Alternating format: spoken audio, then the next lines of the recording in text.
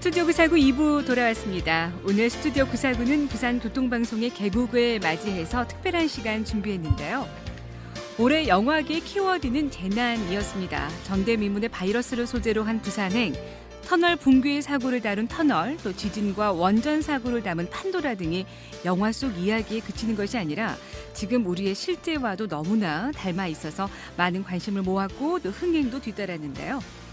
이처럼 올 한 해에도 지진, 태풍, 대형 교통사고 등 크고 작은 사건, 사고들이 참 많았습니다. 우리의 안전에 대해서 생각해보는 시간이 필요한데요. 자, 그래서 개국 특집으로 마련한 안전사회, 부산을 생각한다. 이 시간 마련했습니다. 오늘 먼저 함께해 주실 분들 여러분께 소개해드립니다. 부산시 재난대응과의 황석중 과장님 함께하셨습니다. 어서 오십시오. 네, 안녕하십니까. 황석중입니다. 네, 그리고 대한손상예방협회의 배석주 사무총장과 함께합니다. 안녕하세요. 예, 반갑습니다. 안녕하십니까? 네, 먼저 재난대응과의 황석중 과장님부터 우리 애청자 여러분들께 인사 한 말씀 하시죠. 예, 올 한 해를 마무리하는 시점에 오늘 부산교통방송의 개국을 먼저 축하드리고요. 안전한 사회, 부산을 생각한다 애청자 여러분들의 건승을 빕니다. 네, 그리고 배석주 사무총장님. 예, 반갑습니다. 부산을 국제적으로 안전한 도시로 발전시켜 나가고자 사고로 인한 손상 예방 활동을 펼쳐 나가고 있는 대한손상예방협회 기파 사무총장 배석주입니다. 반갑습니다. 네, 먼저 재난대응과의 황석중 과장님 자리하셨는데요. 재난에 대한 정의를 한번 내리고 출발하도록 하죠. 예, 재난이라 하면 자연재난은 자연의 현상에서 발생되는 태풍이나 지진, 황사 등의 국민의 생명, 신체, 재산과 국가의 피해를 주거나 줄 수 있는 재난으로 정의하고요. 사회재난은 화재나 폭발, 그다음에 환경오염사고, 감염병 등으로서 국가 또는 지방자치단체 차원의 대처가 필요한 인명 또는 재산의 피해가 발생된 재난을 말할 수 있겠습니다. 네. 배석주 사무총장님, 요즘 재난의 범위나 양상이 상당히 좀 달라지고 있다고 보는데요. 어떻게 생각하시는지요?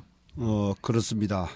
불행하게도 저는 25년간의 국가 응급의료 체계에 종사하면서 국내외 재난 현장을 수없이 많이 나가서 재난 응급의료 활동 경험을 가지고 있는 사람입니다. 산업화가 되기 이전의 재난은 우리 대부분 자연재해로 분류를 할 수가 있었죠. 네. 또 그러한 사고였습니다. 그런데 최근에는 산업화에 따라서 자연재해뿐만 아니라 인위적 재난도 상당히 많이 발생을 하고 있습니다. 예를 들면 상풍백화점 붕괴사고, 성수대교 붕괴사고, 대구 지하철 화재 참사, 또 우리 부산에서 일어난 사고죠. 국제시장 실내사격장에서 일어났던 화재 참사, 중국 민항기 추락사고, 또 태종도의 동남쪽 20km 지점에서 고래로 추정되는 여객선이 고래로 추정되는 물체에 추돌하여서 200명 넘게 다치는 이 부상을 당한 그런 사고도 있었고요. 네네. 또 해운대 우심골드 세터 주상복합 아파트 여기에 화재 참사도 있었죠. 그렇습니다. 지금 몇 년간의 큰 사고들을 훑어주셨는데요. 이렇게 재난의 양상이 변화하고 있습니다. 따라서 국가적인 재난 안전 업무도 좀 달라져야 될 것 같은데요. 부산시의 기구나 조직도 좀 업무가 달라졌습니까, 과장님? 예, 그렇습니다. 저희 시는 잘 아시다시피 2014년 세월호 참사를 계기로 정부는 그해 11월 국가재난관리 통합조정이 국민안전처가 출범되어 재난관리 컨트롤타워 기능을 담당하고 있고요. 네. 우리 시 차원에서는 민선역기 서병수 시장님 출범에 맞춰 조직을 진단해서 자연, 사회재난, 원전 등 분산되어 있는 안전 관련 조직을 통합하여 시민안전국으로 신설했고요. 네. 다음에 7월 재난관리 업무의 중요성이 인식되어 시민안전국 2급 직위인 시민안전실로 격상했습니다. 네. 그동안 시민안전실은 재난안전에 관한 컨트롤타워 기능 강화와 재난안전 예산 확보, 안전점검 등 재난관리에서 체계적이고 책임성 있는 업무를 추진하고 있습니다. 또한 부서 간 유기적인 공조와 다양한 재난에 보다 효율적으로 대응할 수 있어서 지난 15년 메르스 사태 때 신종 재난에 대한 실국 간 회복 강화와 컨트롤 타워 수행함에 있어 가지고 그 효과가 매우 크게 나타났다고 평가하고 있습니다. 네. 또 올 한 해는 되돌아보면 정말 다사다난했습니다. 개인적으로 혹시 꼽을 수 있는 재난 사고가 있다면 사무총장님 어떤 일을 꼽을 수 있을까요? 예, 우리 올해 지진이 왔었죠. 네, 그렇습니다. 전부 다 섬뜩했습니다. 네. 그리고 태풍 차바 또 유례 없는 폭염 등등이 왔습니다. 재난을 우리 영어로 제어학에서는 디자스트라고 하는데요. 이걸 알파벳 8개의 의미가 재난을 인지하는 단계에서부터 회복 단계까지 의미를 부여를 하고 있습니다. 네, 네. 가장 중요한 게 첫 번째가 이게 뭐고 인지하는 단계에서부터 회복하는 단계로 분류를 할 수가 있는데요. 재난을 흔히 우리 강범위한 파괴와 고통을 야기하는 현상 또는 종말적인 불행, 속으로는 완전한 실패 이런 것으로 정의를 하고 있습니다. 90년대 초부터 우리는 전포동 화신아파트 축대 붕괴 사고로 23명이 희생을 당한 사고가 있었죠. 그때를 필두로 해서 93년 3월 28일 날은 구포열차 무궁화호 전복 사고가 있었습니다. 이때도 네. 굉장히 많은 사람들이 희생이 되었죠.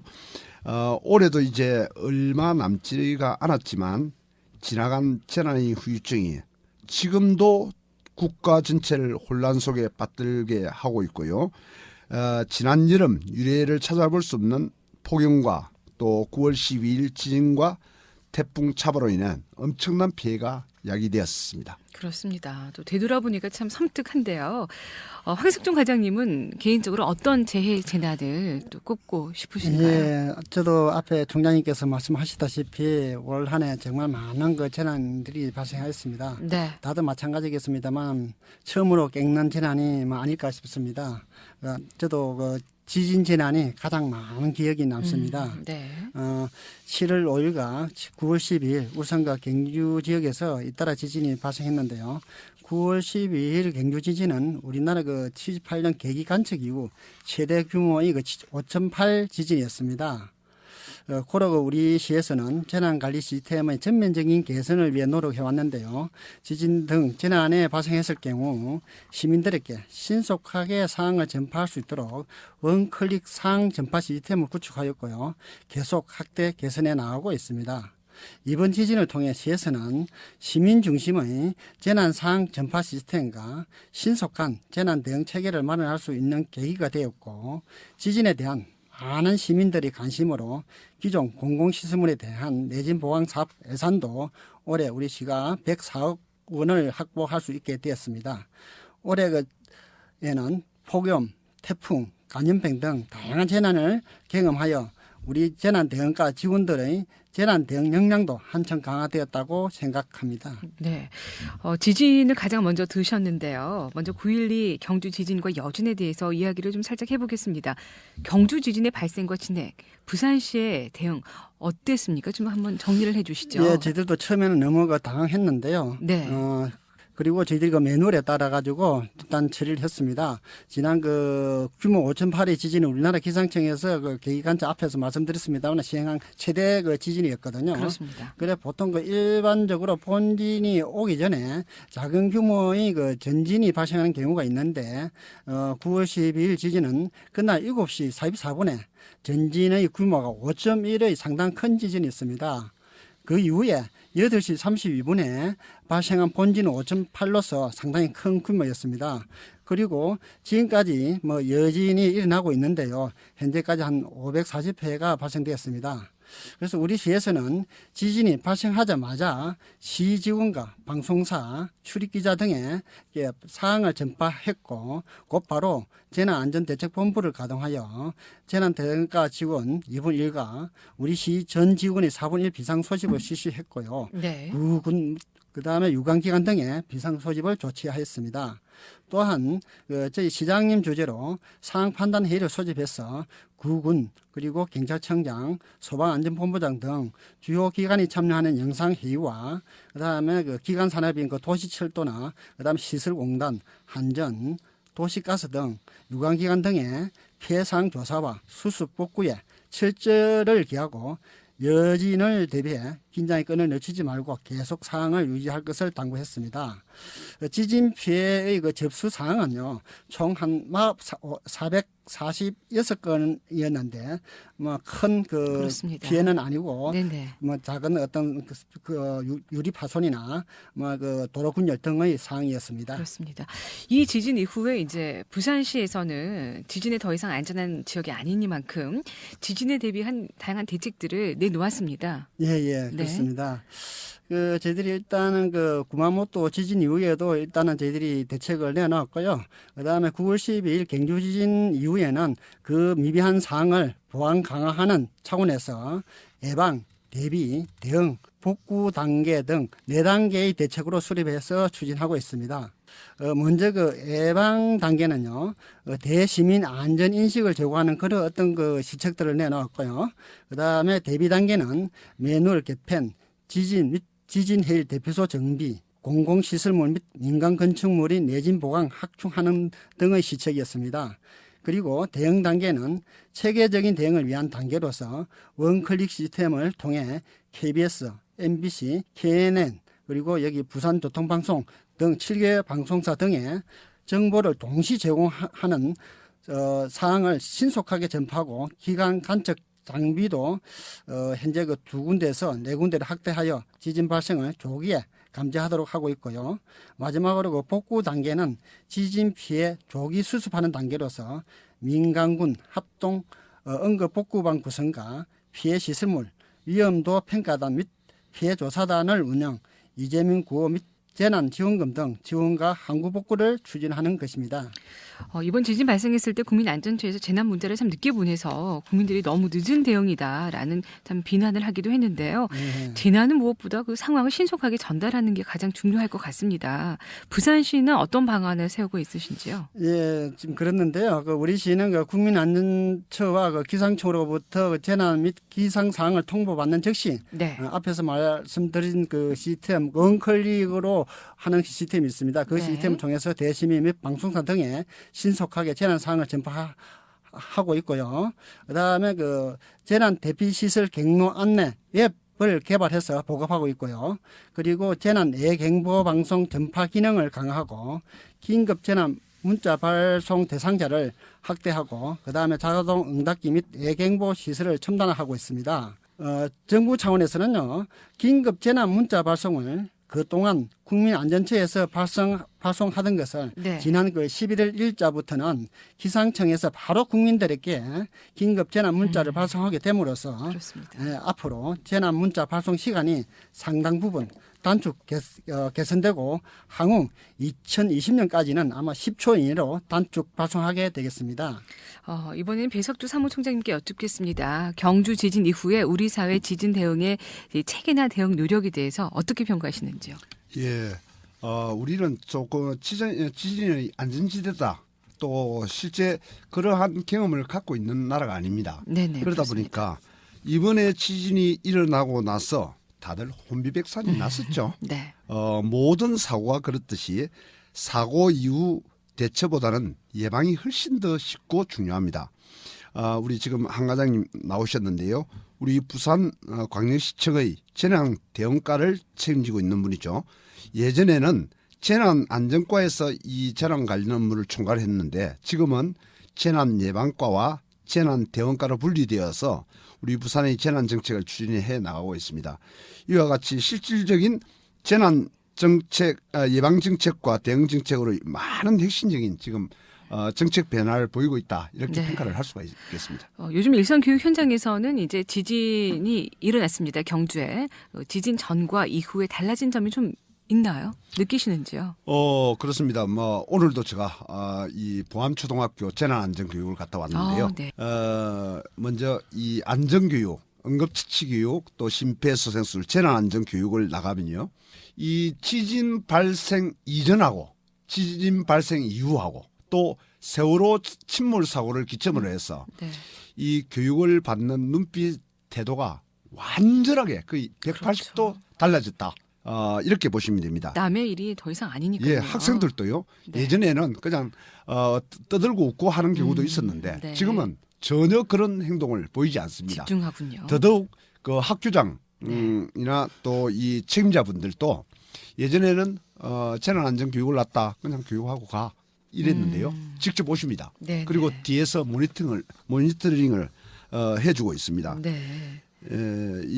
완전히 달라진 그런 것들을 볼 수가 있는데요.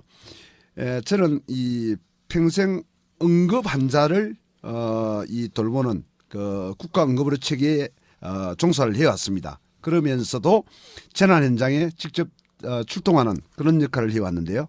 그 흐름이 이제는 생활안전에서 재난안전으로 바뀌어가고 있다. 네. 이렇게 볼 수가 있습니다. 네. 특히 예전에는 법률에 정한 대상자들이 의무 또는 강제로 교육을 받다 보니까 능동적인 자세보다는 어떻게 하면 시간을 때울 것인가 네. 이런 눈빛이었는데요. 네네. 세월호 침몰 사고와 경주 지진 발생 이후에 각 구청의 민방위 교육을 가보면요. 네. 민방위 대원들조차도 확 달려져 있습니다. 그리고 전 국민 모두가 이런 기회가 있으면 정말 모두 응급처치 요령을 배우고 싶어 할 것 같습니다. 그럼요. 저도 마찬가지고요. 예.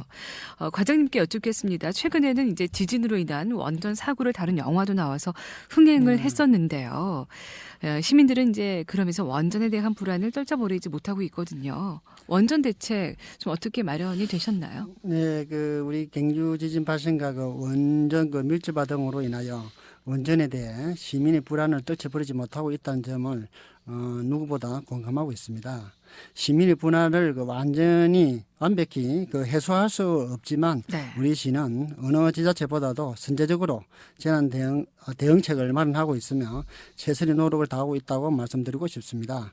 그 이후로는 시 전역에 대한 무인 자동 환경 방사선 감시망을 29개 구축해가지고 24시간 운영 시 홈페이지 등으로 실시간 정보 공개하고 있고요.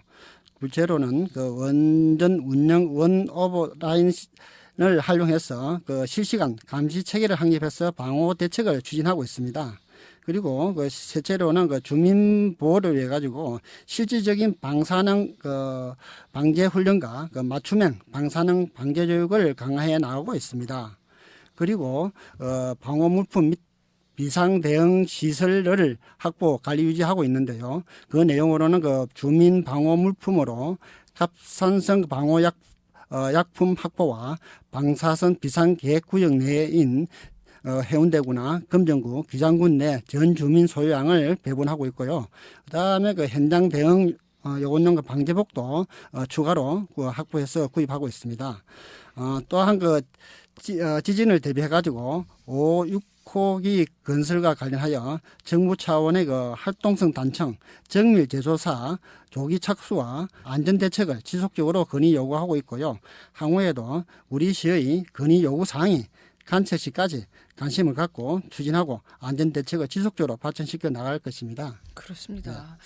꼭 우리 부산 시민들의 좀 불안을 잠재워 주셨으면 하는 바람이고요. 네. 또 우리나라나 지자체의 원전 대책에 대해서 하실 말씀이 있으신가요, 사무총장님? 예, 우리 부산광역시에서 매년 이걸 주관을 하고 있습니다. 네. 고리 원전에서 방사선 누출 관련 훈련을 해오고 있는데요. 저도 이걸 상당히 장기간 이 훈련에 참여를 했습니다. 네네. 구소련 체르노빌 방사능 누출 사고 그리고 2011년 3월에 일본 동북부 대지진 해일 때 후쿠시마 원전이 폭발했지 않습니까? 구소련과 일본보다 훨씬 국토가 우리나라는 좁습니다. 네. 그러다 보니까 과연 우리나라의 동해, 서해 이쪽에 원전이 밀집이 돼 있는데요. 네네. 여기에서 만약에 원전 사고 또는 방사능 누출 사고가 발생을 했다. 또 이런 어떠한 후쿠시마 같은 그런 폭발 사고가 발생했다. 이런 것들을 가정했을 때 과연 우리나라에 우리 후손들이 100년 이상 살아갈 수 있을까? 이걸 굉장히 고민을 좀 많이 해봤습니다. 네. 원전 재난 대비를 위해 계획도 중요하지만 훈련 또한 정말 중요하다는 생각을 합니다. 부산시가 지진 발생 시 이제 원전 사고를 대비한 훈련을 1년에 몇 차례 정도 진행하고 있는지 궁금하네요. 예, 앞에서 언급했습니다만은, 우리 원전과 관련된 훈련은 정기적인 방사능 방제 훈련을 연 1회 이상 실시하고 있고요. 그 다음에 정부 주관 연합 훈련을 연 1년에 한 번, 네. 그 다음에 지자체 주관 합동훈련은 그 2년에 한 번, 네. 그리고 주민보호 집중훈련은 그 지자체 주관으로 1년에 한 번 실시하고 있습니다. 네. 금년도에는 지난 그 5월 17일, 18일 양일간 방사선 비상계획구역에 포함된 해운대구와 금정구에서 주민보호 집중훈련을 실시했고요. 그다음에 그 6월 13일과 14일 이틀간 기장군을 중심으로 한 그 부산 전역에 걸쳐 주민 학생 2천여 명이 참여한 대규모 방사능 방제 합동 훈련을 실시했습니다. 그리고 우리 시만의 특성화된 강력 단위 환경 방사선 탐지 훈련은 반기에 한 번 28개 기관이 참여하여 시 전역에 대한 환경 방사선 탐지 분석, 모니터링 훈련을 실시하고요. 대응 역량을 배양하고 평시 환경 방사선 데이터를 구축하고 있습니다. 네. 자, 스튜디오 구사고 오늘은 개국 특집으로 함께하고 있습니다. 특집 대담 부산시 재난대응과 황석중 과장과 대한손상예방협회의 배석주 사무총장과 함께 안전한 지역사회를 만들기 안전한 사회 부산을 생각한다 진행하고 있는데요. 애청자 여러분의 의견과 제보 받고 있습니다. 궁금한 점 있으시면 남겨주시기 바랍니다. 한 통에 100원의 정보 이용료 부과되는 샵 0949로 문자 보내주시면 되겠습니다. 잠시 전하는 말씀 듣고 다시 돌아옵니다. 스튜디오 949 함께하고 계십니다. 오늘은 개국 특집으로 특집대담 안전한 지역사회 만들기 안전사회 부산을 생각한다 함께하고 계십니다. 애청자 여러분들의 제보나 방송 참여 한 통에 100원의 정보 이용료 부과되는 샵 0949로 가능하겠습니다. 오늘 특집대담은 부산시 재난대응과 황석중 과장과 대한손상예방협회 배석주 사무총장과 함께하고 있습니다. 조금 전에도 말씀하셨습니다. 태풍 차바가 휩쓸고 간 상처가 만만치가 않았는데요. 예, 황석중 과장님, 네. 태풍 차바의 피해 복구는 다 마쳤는지 궁금하고요. 네. 피해액과 피해 정도 어느 정도였나요? 예, 그 태풍 피해는 그 주택 침수 289동, 의선 네. 51척 등 5억 원의 그 사유시설과 그다음에 감천항 서동 방파제 등 의항시설 28개소, 그다음에 도로 8개소 등 378억 원의 공공시설 피해를 입어 총 383억 원의 재산상 피해를 입었습니다. 그리고 인명피해는 사망 2명하고 그다음 부상 1명의 피해를 입었습니다. 이번 그 태풍 차바는요, 짧은 시간에 그 많은 비와 높은 파도와 강풍이 만조 시간대와 겹쳐가지고 네. 그 피해가 컸고요. 대부분 해안 지역이 있는데요. 가장 많은 피해를 입은 그 사구는 특별재난지역으로 그 선포되었고요. 그다음에 서구, 해운대구, 수영구는 국비 지원이 되는 우심 지역으로 선포되었고요. 특히 해운대 마린시티 앞은 월파로 인해 가지고 큰 위협을 받기도 했습니다. 그러나 지금은 피해 시설에 대한 응급 복구는 완료한 상태이고요. 네. 피해 시설에 대한 항구 복구를 위한 공사 설계 등을 진행 중에 있습니다. 항구 복구 공사는요, 각 구군별로 나누어 진행되며 내년 2월까지 설계를 완료하고 공사가 본격적으로 착수되면 우기 전까지는 대부분 공사가 완료될 것으로 보고 있습니다. 부득이 우기 전에 공사가 완료되지 못하는 사업장은 2차 피해가 발생치 않도록 현장 관리에 만전을 기하도록 할 계획입니다. 네, 하루빨리 안전하게 공사가 마무리되길 바랍니다. 예, 알겠습니다. 마린시티 아파트 침수는 정말 전국적으로 크게 보도가 됐습니다. 개발이나 조망권 확보라는 논리로 안전이 뒷전이 됐다. 이런 지적들이 많았는데요. 부산시 입장 한번 밝혀주시죠. 예, 그 우리 시는 그 시민의 안전을 최우선을 하는 정책에 초점을 맞추어 가지고 안전한 그 해양 도시 연안 공간을 구축하는 데 힘쓰고 있습니다. 그에 대한 일환으로 15년 그 4월부터 부산시 연안 방제 조합 대책을 수립 중에 있습니다. 또한 이 종합 대책에 따라 해일 및 연안 침수에 대한 위험성이 있는 지역을 대상으로 체계적 정비 사업을 추진하여 위험 요인을 그 해소하고자 하고 있으면요. 특히 매해 태풍 때 월파로 위험을 받는 수영만 마린시티 일원의 경우 지난 그 3월부터 타당성 조사 및 기본 계획을 통해 해운대구에서 지난 12월 1일 자연재 위험 개선 지구로 지정하였고요.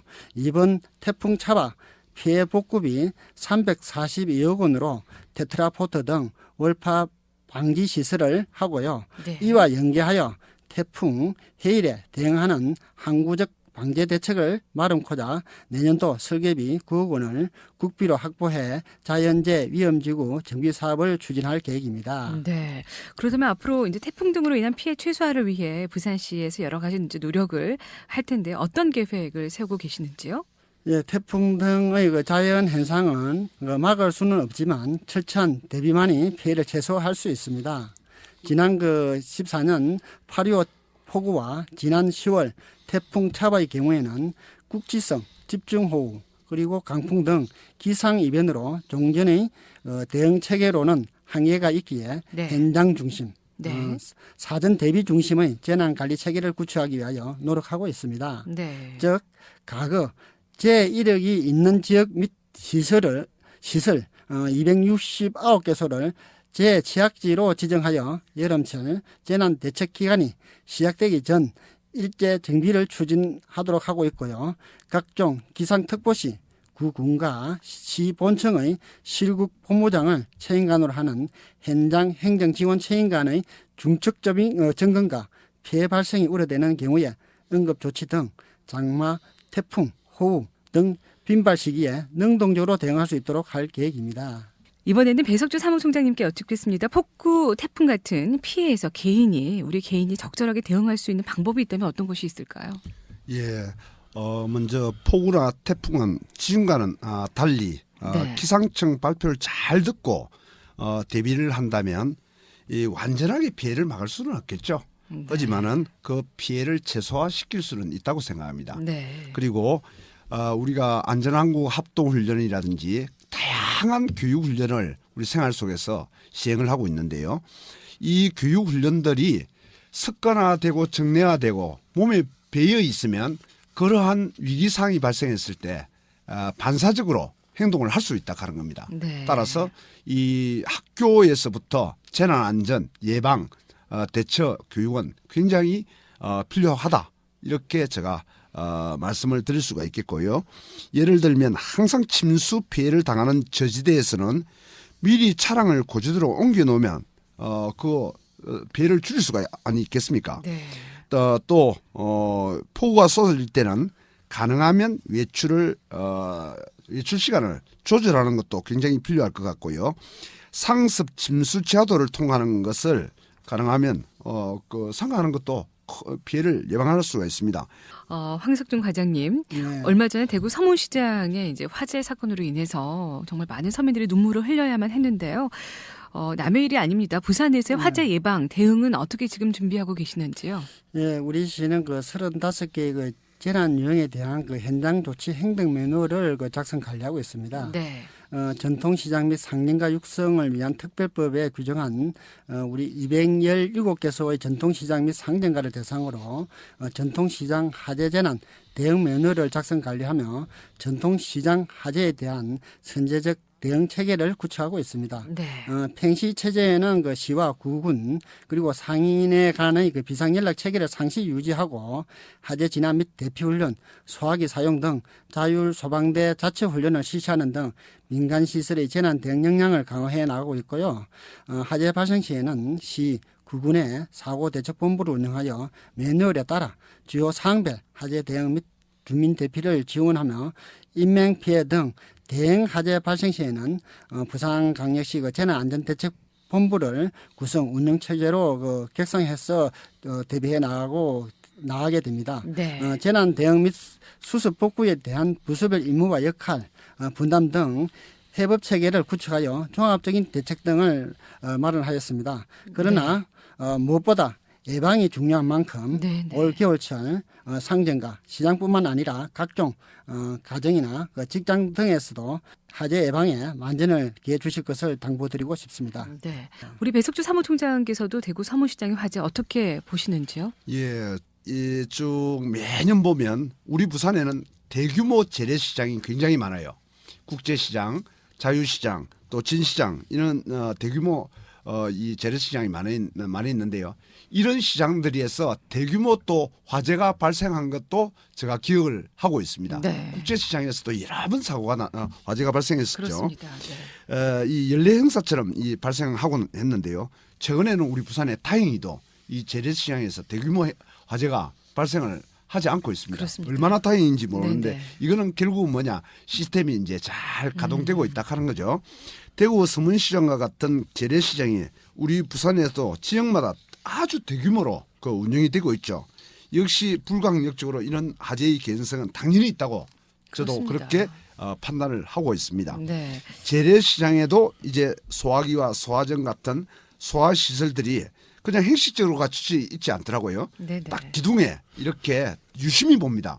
누구든지 간에 인지를 다 할 수 있게끔 그렇게 해서 재래시장 같은 경우에는 소방차가 진입한다 하는 게 사실은 굉장히 골든 타임 내에 놓칠 수가 예, 있죠. 네. 넣습니다. 그러다 보니까 그 이 소화 시설들이 체계적으로 갖춰져 있다면 불이 불가항력적으로 불이 났을 때 이 불을 초기에 진압을 해버리면 단순하게 불밖에 안 되겠죠. 그런데 이게 시간이 경과되면 화재는 발화되고 나서 5분이 지나면 이 불은 1000배로 확대가 됩니다. 맞습니다. 아무리 소방차 길터주기를 한다고 해도 이 불은 잡을 수가 없는 거죠. 네. 그래서 이 서문시장 같이 이런 대형 참사로 이어질 수가 있다 하는 겁니다. 네. 좀 예산을 투입해서 소화전 또 소화기를 좀 많이 구비해 주시길 바라고요. 지난 여름에는 이제 부산행이라는 영화가 흥행하면서 전염병이나 바이러스 같은 것에 관심을 많이 가졌습니다. 올 한 해 유행한 전염성 질환들 어떤 게 있었는지 정리를 한번 해볼까요, 과장님? 예, 그 올 한해 그 인체에 유해한 전염병은 다행히 크게 없었습니다만은 네. 시민들이 그 기억할 만한 감염병으로는 그 지카 바이러스 감염증과 콜레라가 그 있었습니다. 그리고 그 지금 현재 그 가금류의 고병원성 AI는 네. 지금 우리나라 경제를 크게 어렵게 하고 있습니다. 그렇습니다. 예. 그 지카 바이러스의 경우 소두증 연관성 때문에 많은 시민들이 두려워하였고 콜레라의 경우 15년 만에 그 국내에서 발생되었습니다. 그리고 지금 위기 수준을 지금 가금류의 그 고병원성 AI 조류 인플루엔자로 인해 정부에서 지난 16일 짜로 경제 단계에서 심각 단계로 위기 수준을 객상 발표됨에 따라 부산시 재난안전대책본부를 구성 운영하고 있고요. 거점 소독 시설 2군데 그리고 이동 통제 초소 14군데 등을 운영해 AI 대응에 최선을 다하고 있습니다. 네. AI 그 조류 인플루엔자의 경우 전국적으로 지금 현재 2천만 마리를 그 살처분하는 그렇습니다. 막대한 폐가 있고요. 너무 마음이 예. 아파요. 부산 네. 지역은 지난 15일 기장군 관내에서 AI 의심축이 발생으로 네. 인해 예방적 차원에서 토종닭 20마리 하고 오골개 7마리 등 총 27수를 살처분으로 시작으로 보호지역 3km 이내에 모두 지금까지 7가구 774수를 살처분했습니다. 이런 전염성 질환의 유행 원인은 어디에 있다고 생각하시는지요, 사무총장님? 예, 전염성 질환은 앞으로도 다양한 형태로 우리 국가와 국민들의 안전과 생명을 위협할 수가 있습니다. 네. 전염성 질환의 유행 원인은 1차적으로 국가의 전염성 질환 유행을 예방할 주무부서와 대처에 있다고 그렇게 저는 생각을 합니다. 의심되는 환자가 발생했을 때는 사실은 최악의 상황을 고려해야 됩니다. 지역사회에 나아가 국가 전체로 확산되는 걸 사전 철저히 차단을 하는 게 굉장히 중요하겠죠. 네. 작년에 발생해서 우리 국가 전체를 아주 위기 상황으로 몰고 간 그 메르스가 있었죠. 역시 초기 확산 차단 실패의 그 원인이 있었다고 볼 수가 있습니다.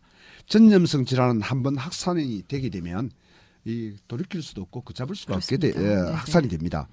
그런 측면에서 봤을 때 작년 우리 메르스 요 대응은 우리 부산 보건당국이나 재난대응 주무부서에서 굉장히 확산에 최악의 상황을 고려해서 잘 대응을 했기 때문에 부산에서 조기에 이게 차단이 되고 종료가 됐다고 그렇게 판단이 됩니다. 그렇다면 우리 사회가 이런 전염성 질환에 대해서 어떻게 대응하는 게 바람직하다고 생각하시는지요?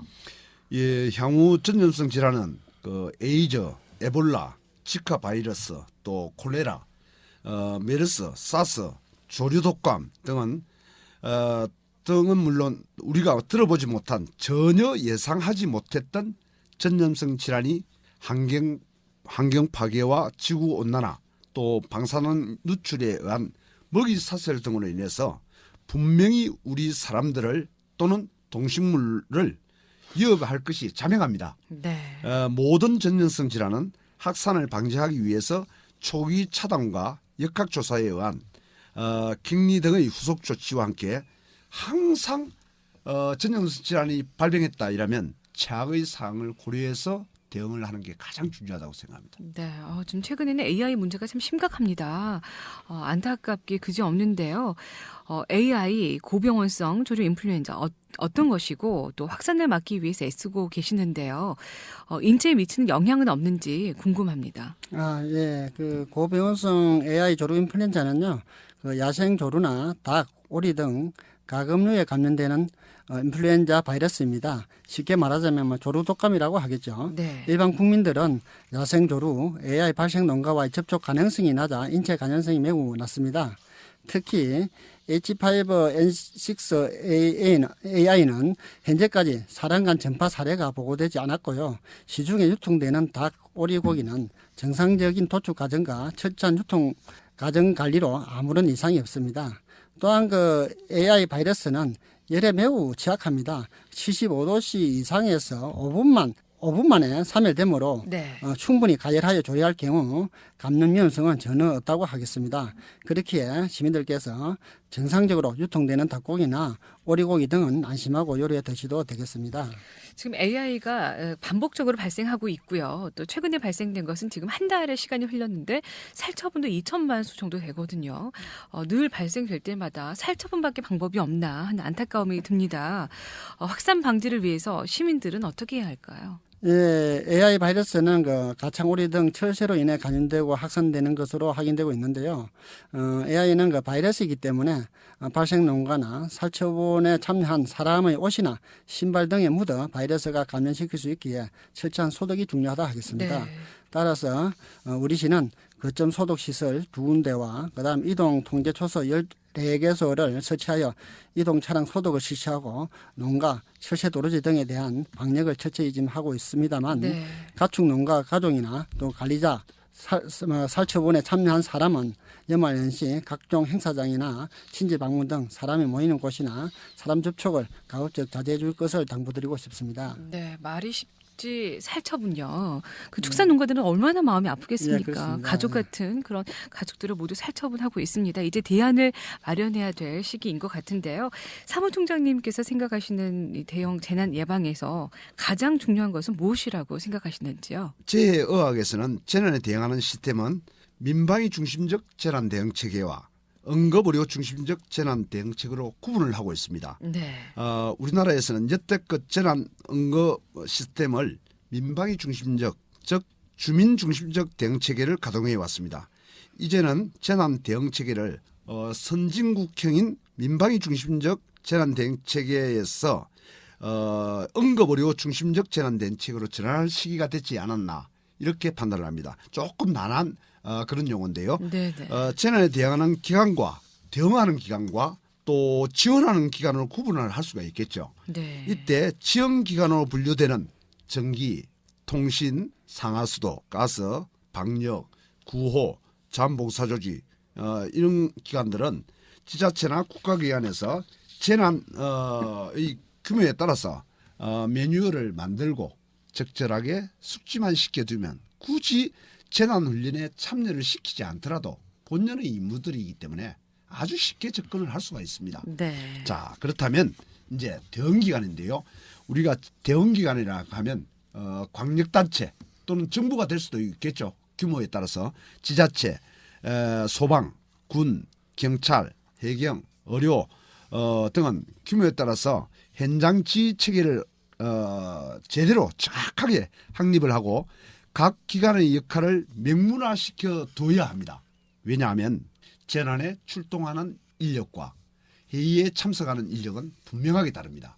그러다 보니까 우리 현장에 출동했던 사람들이 그 본연의 임무를 모르고 있는 경우도 굉장히 많다 하는 거죠. 네네. 그래서 지휘 체계를 확립을 하고 그다음에 이 매뉴얼을 정확하게 숙지시키는 게 굉장히 중요하다고 생각합니다. 네. 또 부산시에서는 대형 재난 예방을 위한 어떤 대책들을 마련하고 계시는지요? 예, 우리 시는 그 대형 재난의 예방과 신속한 재난 대응 역량 강화를 위해 가지고 다양한 노력을 하고 있습니다. 재난 발생의 근원적 예방을 위해 가지고 시기별 그리고 유행별로 안전 점검을 강화하고요. 특히 그 내년 그 6월부터 3월까지 국가안전대진단기간에 시 전역의 각종 시설물에 대한 안전진단을 추진할 계획입니다.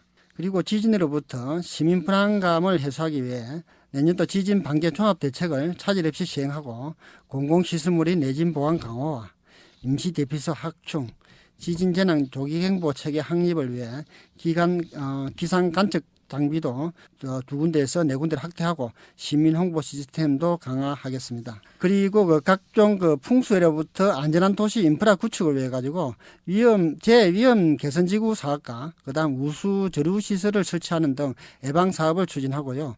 계획적인 그 하천 정비 사업을 추진하여 재해에 강한 자연 친화적 도심 하천을 조성하도록 그렇게 할 계획입니다. 그리고 그 무엇보다 재난 발생 시 신속한 대응이 중요한 만큼 부산시에서는 현장 중심의 신속한 대응 체계를 확립하고 재난 매뉴얼의 개선과 재난 대응 교육 훈련을 통해 재난 대응 역량도 강화해 나갈 계획입니다. 네, 알겠습니다. 그대로 안전한 도시 부산을 만들기 위해서 우리 배석주 사무총장님부터 한 말씀 부탁드립니다. 예, 우리 부산이 2012년 12월에 인구 350만 명 이상의 강력 도시로는 세계 최초로 세계보건기구 WHO로부터 국제안전도시로 공인을 받았습니다. 이 국제안전도시란 완성된 안전한 도시가 아닌 안전한 도시가 되기 위해서 그 지역의 민관 또 지역사회의 각계각층이 얼마나 협력해서 노력하는가를 중요한 공인 척도로 삼고 있습니다. 네. 이 공인뿐만 아니라 실제 또 재공인이 또 5년마다 한 번씩 이루어져야 되기 때문에 이것도 또 우리가 준비를 해 나가야 될 사항인데요. 내 몸을 던져서 일을 하겠다 하시는 아주 훌륭한 전문가분들이 여러분이 계세요. 이분들하고 같이 머리를 맞대가지고 한다면 우리 부산이 정말 재난을 예방하고 재난이 발생했을 때 각 기관이 협력해서 우리 시민들 생명을 구하는데 최선을 다하지 않을까 그렇게 생각이 됩니다. 그렇습니다. 부산시에서 정말 열심히 발로 뛰고 계십니다. 재난대응과의 황석중 과장님, 네, 우리 교통방송 애청자 여러분들께 당부하고 싶은 내용이 있다면 말씀하시죠. 우리 시는 시민의 안전과 안전한 도시를 만들기 위해 시스템을 갖추고 지역 위험지를 개선하는 등의 최선의 노력을 다할 계획입니다. 네. 시민들께서는 자기 주변의 위험 시설물을 발견 시 즉시 신고하고 그다음에 정비 등을 해야 하고 또 시민 행동 요령을 숙지하는 등 각종 재난이 발생했을 때는 당하지 말고 정부의 안내 메시지와 그다음 재난 방송에 귀를 기울이면서 행동 요령에 따라 대응해 줄 것을 당부드리고 싶습니다. 부산시 재난대응과의 황석중 과장과 또 대한손상예방협회의 배석주 사무총장과 함께했습니다. 오늘 긴 시간 이렇게 함께해 주셔서 고맙습니다. 고맙습니다. 네, 감사합니다.